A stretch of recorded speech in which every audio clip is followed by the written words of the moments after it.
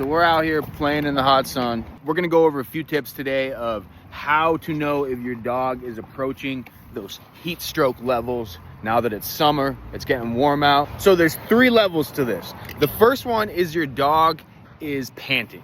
You know, dogs do not sweat. So when they pant, they're trying to get the hot air out of their bodies and they're trying to breathe in some colder air. The problem is when it's really hot outside, they're just breathing in more hot air. They can't get it out. So when they're panting, this is a normal start. It's just a sign for you to start paying a little bit of attention, but things haven't gotten too bad. When you get to the second stage, where the dog's tongue starts to really hang. It's still straight, but it's getting heavy. It's kind of turning into a shovel.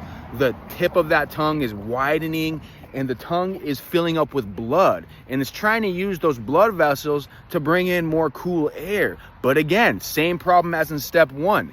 If there isn't any cool air outside, the dog isn't going to be able to get any cool air inside of them. And they're going to keep panting. Their tongue is going to continue to get heavier and wider, kind of a heart shape at the end of that tongue. It's just like a little shovel there, and it really starts to get heavier and heavier. Now, the third stage that you really want to be wary of is when that tongue starts to hang off to the side.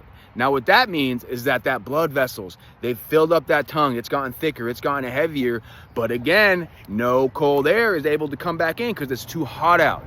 And then that tongue starts to widen and it gets so heavy that it starts to hang off to one of the sides. When you see your dog just hanging that tongue off to the left or the right, and it's not straightening it back out, it's not getting any smaller, it's just getting bigger and thicker and heavier, that's the time when you need to get that dog in the shade, get that dog some water, get that dog out of that heat immediately, because that heat stroke could be coming on quick and you'd have to go into the vet. They'd have to give that dog an IV, and this can happen pretty easily in a lot of these hotter environments in the summer. Now, if you want to learn exactly what to do once that heat stroke starts coming on, give us a follow. In the next video, I'm going to give you exact steps to take as each 3 of those levels progresses. Humans are complicated, dog training is simple.